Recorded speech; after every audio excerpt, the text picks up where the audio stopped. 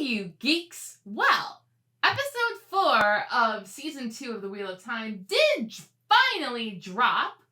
A bit late, but I think most of the fandom just hopped over for a pint at the Dusty Wheel.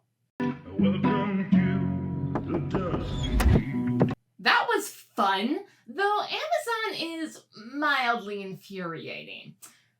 This is also how I would describe episode 4, though don't worry, I still found my 10 things to love about this episode. Of course, spoilers through episode 4 of the show, and out of context book spoilers. You have been warned, let's do this thing.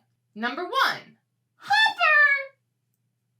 Lopin insisted that his Wolf Broski get the number 1 slot, and Hopper's existence in the show just sparks joy.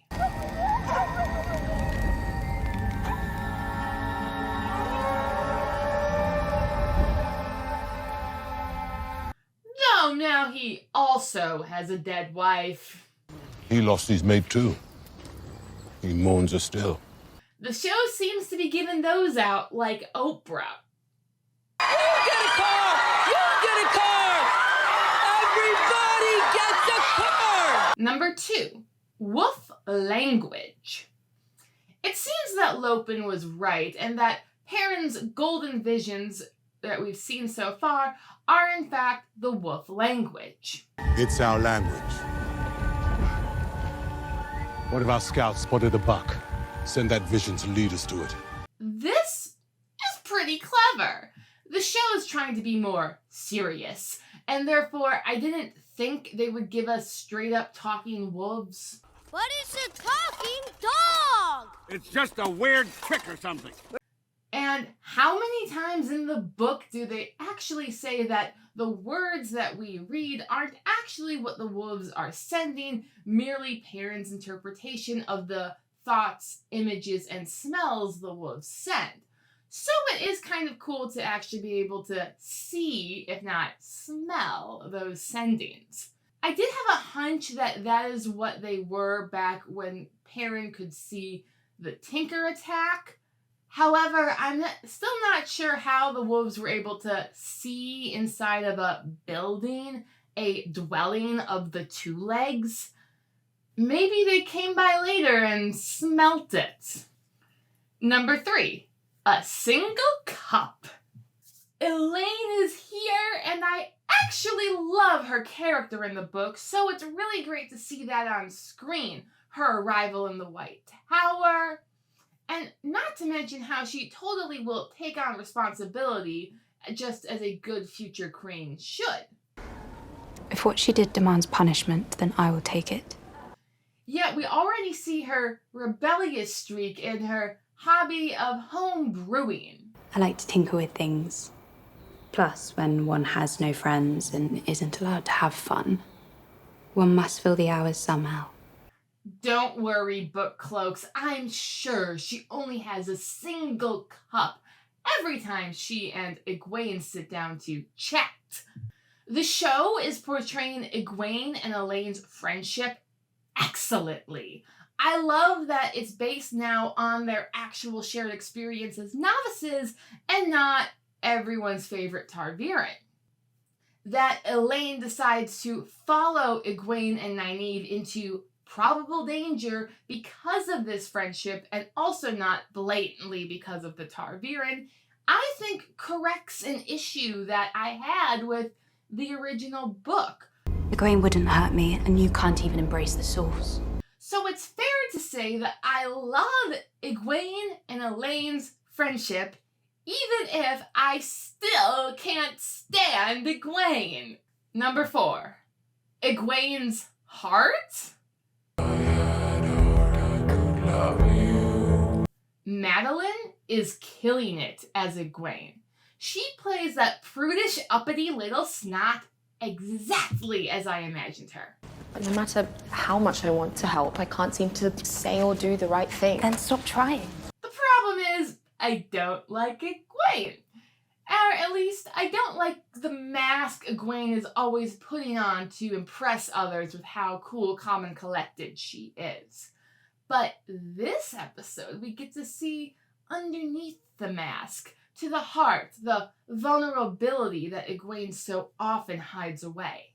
If I'd have been ready at the Eye of the World, I could have fought alongside Rand. Maybe he would have made it back. I love it when characters expose their vulnerability and then let us enjoy them working through it.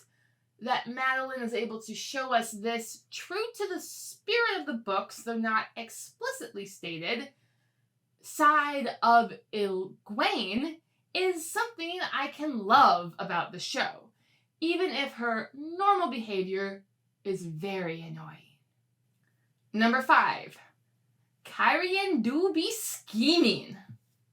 What are the odds that Rand leaves the Eye of the World in a completely random direction and heads off to a completely random city and somehow runs into Moiraine's long-lost sister?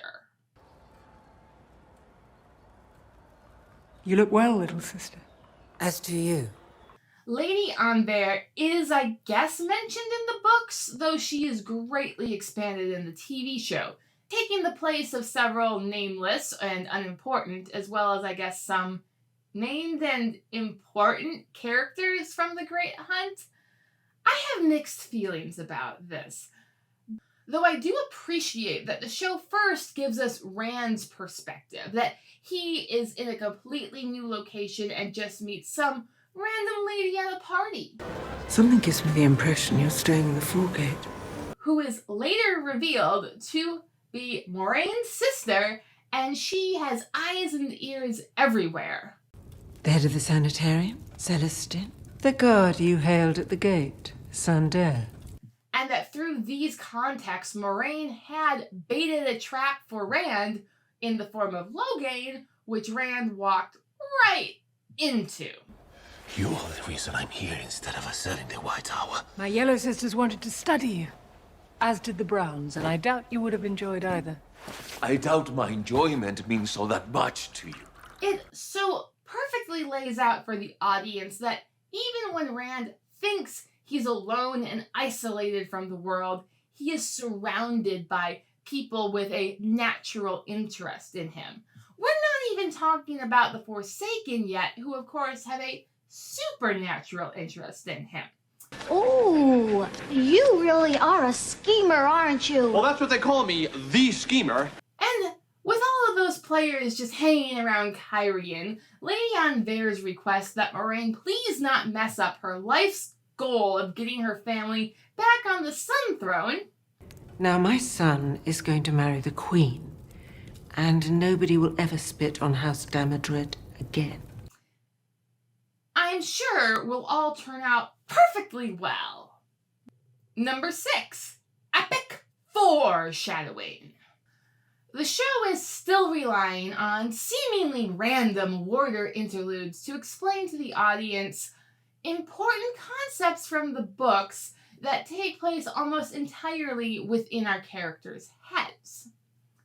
At least this time, it's only a C plot line of a story, and it's tied directly into Lan's main arc for the season. Your bond wasn't ripped from you, she took it.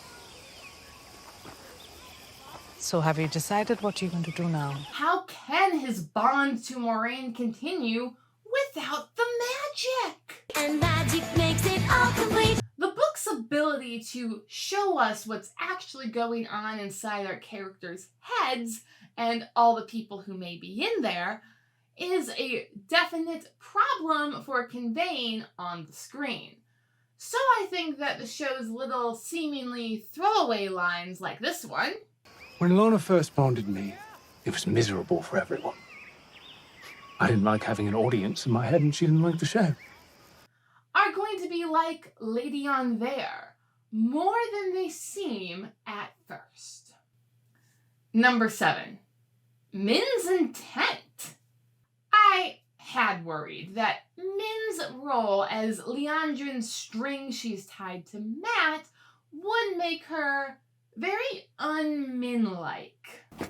If you succeed, Moiraine won't have anything over either of us ever again.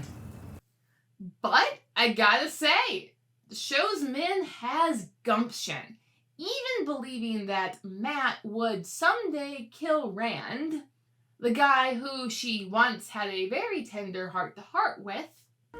Do you see the eye of the world? Wish I didn't. Why? You seem like a decent person. Min could still stare Ishamael in the face and tell him no. I won't let you hurt Matt. Though I think Ishamael is banking on her defying him, which is why he told her to go to Kyrian. What's in Kyrian? Because Liandrin seems to have a different destination in mind. Number 8. The truth. I think Min also caught Liandrin in a lie. No, Liandrin didn't tell me that. She promised to take away your visions. Do you really think an Aes Sedai could do that? Which is odd because Liandrin is so quick to say that Aes Sedai never lie. We Aes Sedai can only speak the truth, so hear my words and know they are true. Perhaps this is just an obscure point of view. So what I told you was true, from a certain point of view. Or Liandrin, somehow, is a liar. She's definitely a manipulator at the very least, finding Nynaeve when she is emotionally vulnerable after the accepted testing and telling her, I'm going to tell you something now, but I want you to give me your word. You won't do anything rash. because telling a woman to not freak out always works perfectly. You should try it at home. Both? I'm completely calm!